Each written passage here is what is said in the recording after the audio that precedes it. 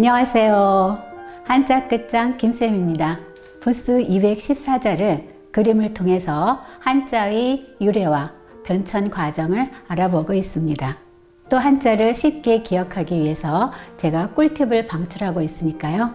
방송을 끝까지 봐주시면 감사하겠습니다. 그럼 오늘 6회 두 번째 시간을 시작합니다.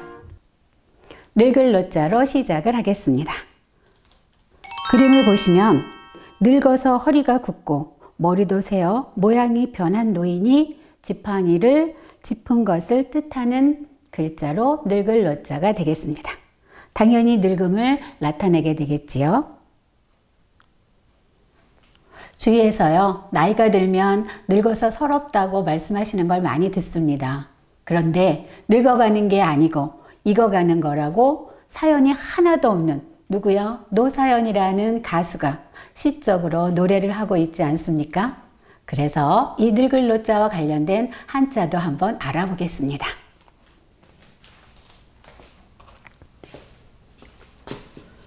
하나, 둘, 셋, 넷, 다섯, 여섯. 이것이 늙을 노.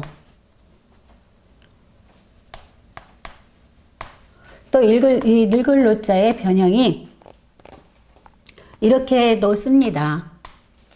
그러면 이 늙을 노자에다가 이런 자가 있어요. 이것을 우리는 생각할 고 또는 살필 고 이렇게 이야기합니다.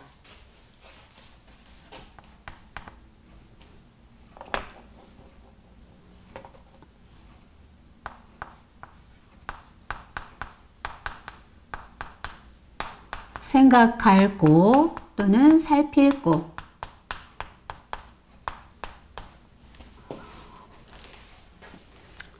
나이가 들면요, 젊은이하고는 다르게 생각을 많이 하게 됩니다. 그게 나이가 들어서 그렇게 생각을 많이 하는 게 아니고요.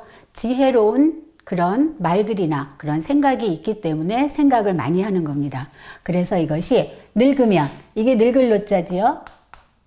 늙으면 생각을 많이 하는데 어떻게 하냐고요? 요것을, 이게 원래는 공교로울 교자예요. 공교할 교자. 공교롭다라는 뜻인데요. 생각을 한 번도 아니고 5번씩 생각한다 해서 생각할 고 또는 살필 고 이렇게 기억을 하시면 절대 이 머릿속에서 떠나지를 않으실 겁니다. 그리고 우리가 또 한자 살펴볼 한자는요. 놈자자를 살펴보겠습니다. 여러분도 이거 다 아는 한자지요? 놈자자. 여기에서 이 흰백자는 말하다라고 하는 의미도 있어요. 우리가 젊은이들이 무언가를 잘못했을 때 야단치면서 이놈하고 말할 수 있는 것은 누구라고요? 나이 든 사람입니다. 그래서 나이 든 사람이 이놈하고 말을 한다 해서 놈자자 이렇게 가져가시면 재미있지 않을까요? 그리고 우리는 늙어가면서 또 생로병사이기 때문에 사실 흙으로 돌아갈 수밖에 없습니다. 그러나 아까도 제가 말씀드렸듯이 나이가 들면 지혜롭다고 말씀을 드렸잖아요. 그래서 노인이 돌아가시면 뭐라 그러죠? 도서관이 하나 사라지는 것과 같다라고 말을 하는 것입니다. 우리가 다음으로 살펴볼 부스는 말, 리을, 이자가 되겠습니다. 그림을 한번 보시죠. 수염 사이로 말이 연이어 나온다는 뜻에서 이 부스는 말, 리을, 이자가 됩니다. 이자는 의미 요소는 없고요. 자형으로 쓰입니다. 또 이 말, 리을, 이자는 그리고, 그러나, 그런데 이런 어조사로 쓰이고요. 이 문장과 문장 사이에서 말을 이어주는 역할을 합니다. 다른 글자를 보조해 주는 것이지요. 그럼 이거와 관련된 한자를 살펴보도록 하겠습니다. 하나, 둘, 셋, 넷, 다섯, 여섯. 말, 리을, 리.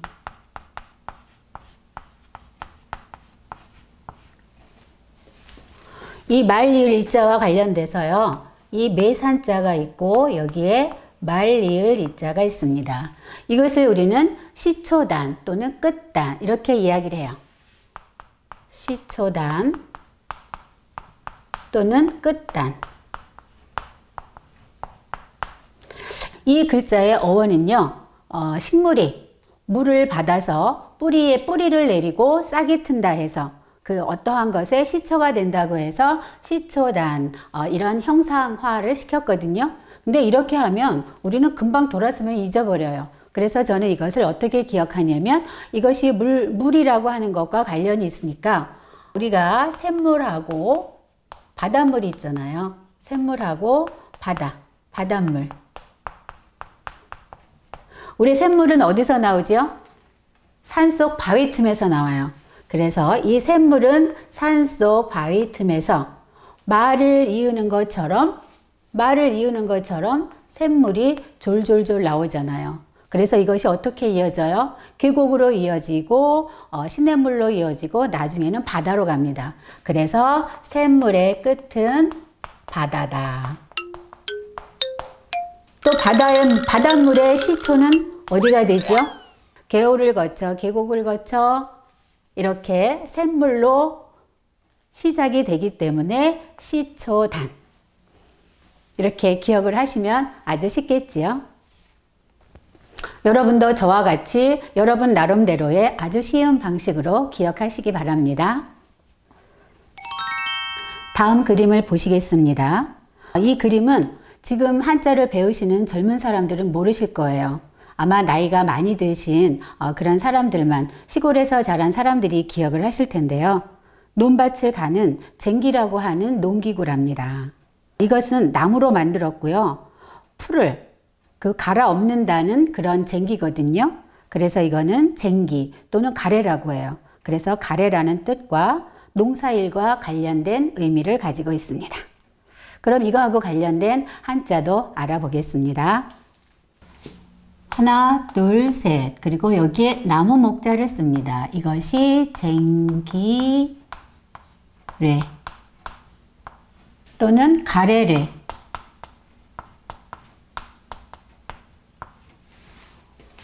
이자와 관련된 한자를 알아보시면 하나, 둘, 셋, 넷, 다섯, 여섯. 이자에다가 이런 자가 있습니다. 이것이 밭갈경자입니다.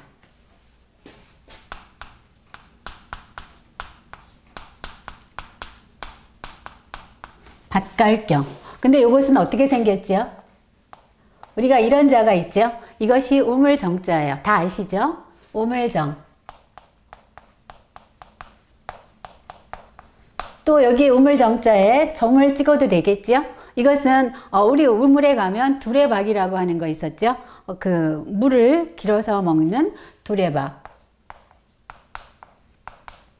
이렇게 찍어도 우물정자가 되는데 이것은 여기에 보시면 이것이 다 어떻게 되어 있죠? 가로 세로가 되어 있어요. 밭도 보면 다 논이나 밭이나 다 우리가 쟁기로 갈 때 다 가로로 갔다가 세로로 갔다가 이렇게 갈거든요. 그래서 밭을 갈 때 어떻게 해요? 쟁기로 밭을 갈 때 가로 세로로 밭을 간다 해서 밭갈경자가 되겠습니다. 다음으로 살펴볼 부수는 귀 이자인데요. 그림에서 보시는 바와 같이 귀를 본뜬 글자로 사람의 귀의 기능과 관련이 있고요. 귀 또는 듣다 라는 의미를 가지고 있습니다. 하나, 둘, 셋, 넷, 다섯, 여섯. 이것이 귀 이자. 이 귀 이자하고 관련된 한자를 우리가 어떠한 장관을 임명하고 그럴 때 항상 청문회를 열지 않습니까? 그 청문회라고 하는 단어를 한번 가지고 가보겠습니다. 청문회, 들을 청자.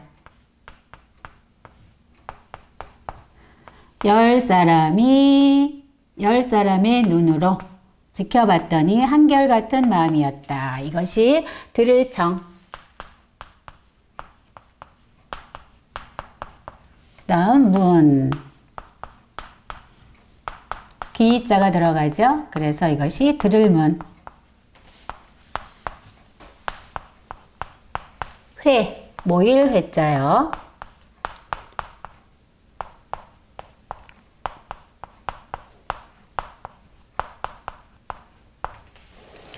이 들을 청자는 여러분 이제 귀에 아마 딱지가 앉으셨을 거예요. 제가 여러 번 누차 말씀을 드렸죠.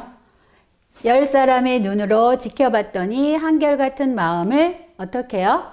귀로 누가 듣죠? 왕이 귀로 듣는다 해서 들을 청자가 된다고 제가 말씀을 드렸었고요. 그래서 청문회, 여기에 귀자가 들어갔죠? 문문자에 귀자가 들어가서 귀로 듣는 거예요. 그래서 들을 문, 이것은 모일 회자. 우리가 이 자는 나중에 제가 말씀을 드리겠지만 이 자와 비슷한데 이 자가 없는 게 있어요. 이런 자가 있죠. 그대로 한일자만 없어요. 이것이 일직증.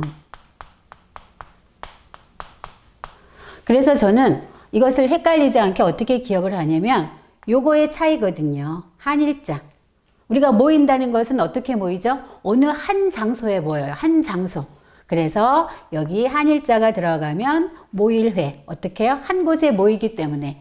그러면 이 다른 이것이 붙지, 한일자가 붙지 않은 것은 당연히 일직증자가 되겠죠. 전 처음에 이거 한자 배울 때 많이 헷갈렸거든요. 그래서 기억을 한 거예요. 생각을 하니까 어떻게 하면 이것을 잊어버리지 않을 수 있지? 그러니까 하다 보니까 이 한일자가 딱 눈에 띄는 거예요. 그래서 한일자가 붙으면 한 곳에 모인다 해서 모일 회자. 이렇게 기억을 하니까 그 이후로는 절대, 아주 절대 헷갈리는 그런 법이 없었어요. 다음은 분율자를 살펴보겠습니다. 사람이 손에 붓을 들고 획을 긋고 있는 그런 그림입니다. 지난 시간에 분율자를 배웠습니다. 이 글자와 관련된 한자도 다시 한번 살펴보겠습니다. 하나, 둘, 셋, 넷, 다섯, 여섯 이렇게 뚫을 곤자로 마무리를 짓고 이것이 분율. 사람이 손에 붓을 들고 획을 긋는다고 얘기를 했죠. 그러면 이 분율자가 들어간 글자를 한번 나열을 해 보겠는데요. 아주 재미있습니다.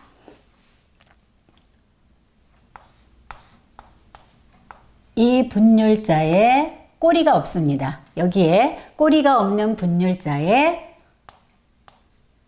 가로왈을 씁니다. 이것은 가로왈이에요. 가로왈. 분율자에 가로왈이 붙어서 이것이 글서. 어떻게 해요? 말하는 것을, 가로왈이 말하다는 의미를 가지고 있죠. 말하는 것을 붓으로 글을 쓴다 해서 글서자가 되겠습니다. 그럼 또 이 자에 꼬리 잘린 분율에 가로왈에 한일 이렇게 되면 이것은 낫주자가 됩니다. 어떻게 해요? 글을 공부를 하는데 어떻게 해요? 하루 종일, 이것이 하늘이잖아요. 그래서 하루 종일 해가 떴을 때, 이거는 해입니다. 날일자 해. 공부하는 것은 어떻게 해요? 하루 종일 해가 있는 낮에 공부한다 해서 낮주자가 되겠고요. 또 여기에다가 이 자에다가요. 꼬리 잘린 분율에다 이렇게 긋게 되면 이것이 글회 또는 그림 화자가 됩니다. 이거 처음에 배우실 때 좀 많이 저는 헷갈렸거든요. 근데 이제 이렇게 이야기처럼 만들어 가시면 절대 헷갈리지 않아요. 어떻게 해요? 말하는 것을 붓으로 쓴다 해서 글서자가 되고요. 또 해가 있을 때 해가 하루 종일 있는 것은 낮이고 그때 공부한다 해서 낮주자가 되고요. 여기에 밭전자가 들어가면 그림 화자 또는 글 획자가 되겠습니다. 다음으로 살펴볼 부수는 고기 육자가 되겠습니다. 그림을 보시면 고기 덩어리를 본뜬 글자예요. 그래서 이것을 우리는 몸의 일부를 가리키고 또 살이나 고기를 의미하게 됩니다. 그럼 이거하고 관련된 한자를 살펴보지요. 하나, 둘, 셋, 넷, 다섯, 여섯. 이것을 우리는 고기육. 이것의 변형 부수를 우리는 이렇게 씁니다. 이렇게 쓰고 이것을 6달월.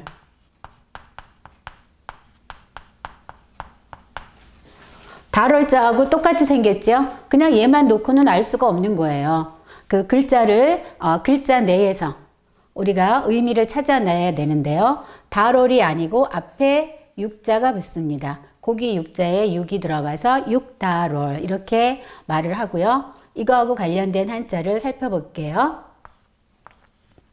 이 6달월에 방패 간자가 붙어서 우리는 이것을 간간 이렇게 합니다. 이것이 방패간이잖아요. 이 간자에 음을 빌어와서 간간이 되는 것입니다. 우리 그 몸에 있는 간을 의미하는 거예요. 우리가 그 한국 사람의 가장 그 질병에서 많은 것이 대표적인 것이 간암이 있죠. 간암을 가져가 보겠습니다.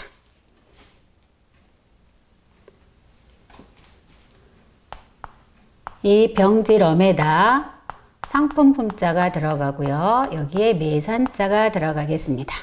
이것을 우리는 암암 이렇게 이야기해요.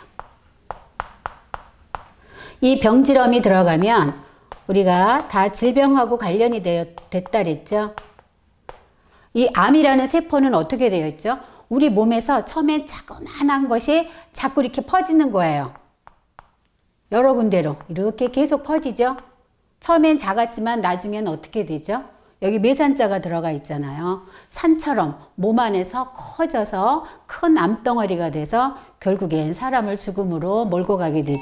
그래서 이것을 우리는 간암 이렇게 이야기를 하겠습니다. 그리고 기를 육자라고 하는 육자도 하나 더 가져갑니다. 기를 육자요. 여기에 육달월이 붙고 우리는 이것을 기를 육. 이 한자는요. 무엇을 보고 만들었냐면 우리 아기가 엄마 몸에서 나올 때는 어떻게 해요? 거꾸로 나오죠. 그래서 거꾸로 세운 아기를 보고 만든 글자가 되고요.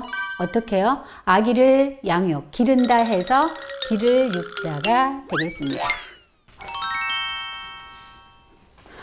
다음으로 살펴볼 부수는 신하 신자가 되겠습니다. 그림을 보시면 사람이 무릎을 꿇고 있네요. 임금님 앞에 무릎을 꿇고 허리를 굽히고 머리를 숙인 신하를 본뜬 글자가 되겠습니다. 그래서 신하, 하인을 뜻하게 되겠습니다. 관련된 한자를 살펴볼게요. 하나, 둘, 셋, 넷, 다섯, 여섯. 이것이 신하신.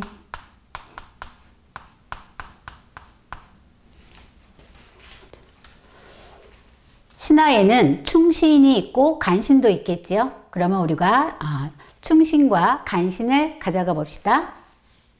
충신, 가운데 중자에 마음심, 이것이 충성할 충.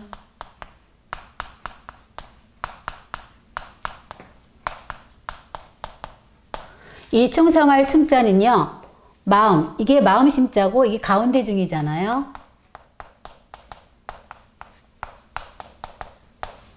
마음 아주 한가운데에서 우러나오는 참된 마음이 바로 충성이라는 뜻이에요. 그래서 충성 충자가 되고 충신 이렇게 되면 충신이 되겠지요. 그럼 또 아까 말씀드렸듯이 간신이 있잖아요. 간신 계집 여자에다가 방패간을 써서 이것이 간사할 간.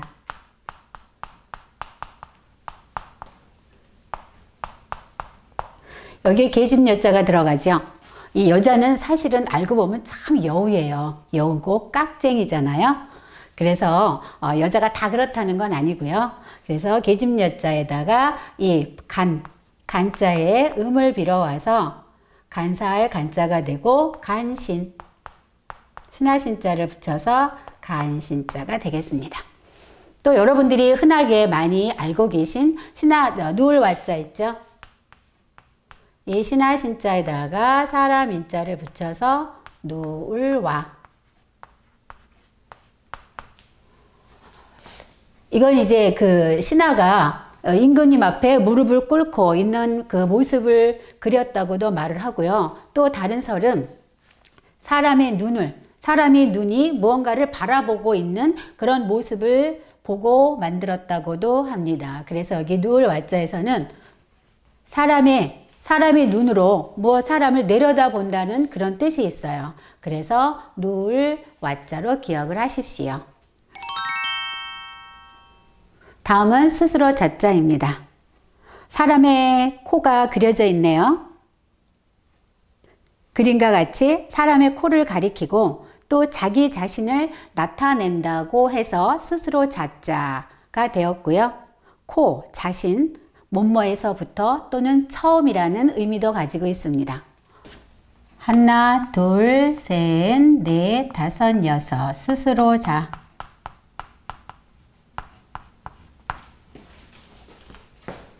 스스로 자자에 여러분 다 아시죠? 개코라고 하는 거. 근데 이제 이 부스에서 쉬운 자를 설명을 하다 보니까 이 부스에서 너무 어려운 자로 설명을 드리면 많이 힘들어들 하세요. 그래서 쉬운 자 개코를 가져가 보겠습니다. 여기에 스스로 자자에 아래에 개견자를 붙여서 냄새취.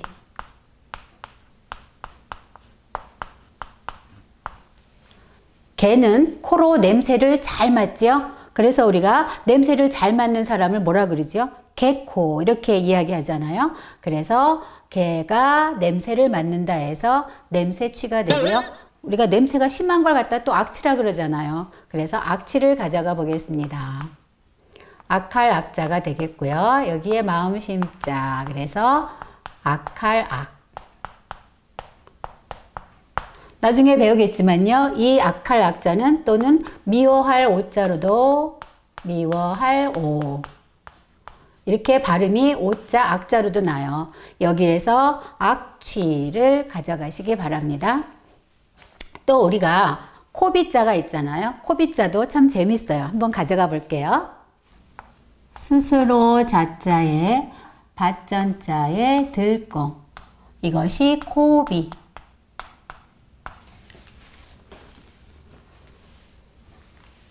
저는 항상 그 이야기를 만들어서 기억을 해요. 기억하기 어려운 것들은. 그래서 보면 이것이 자, 전, 공. 이렇게 기억하시면 이 글자 절대 잊어버리지 않거든요. 얘는 스스로 자자지요. 스스로 자. 그 다음에 밭전자. 얘는 공. 들공자잖아요. 근데 자전공 하면 이것도 이게 공이 뭐였지? 이렇게 막 이러거든요. 그래서 이것을 어떻게 했냐면 자전, 이 공을 거로다가 기억을 하는 거예요. 그래서 자전거는 뭐다? 코비. 이렇게 기억하시면 얼마나 쉬워요. 절대 이것도 잊어버리지 않습니다. 네, 오늘 수업 어떠셨나요? 저만 재미있지 않고 같이 재미가 있었으면 좋겠습니다. 한자 끝장 김쌤이었고요. 저는 오늘 여기까지고 도움이 되셨다면 구독, 좋아요, 알람도 함께 눌러주시기 바랍니다. 저는 다음 시간에 뵙겠습니다. 바이바이.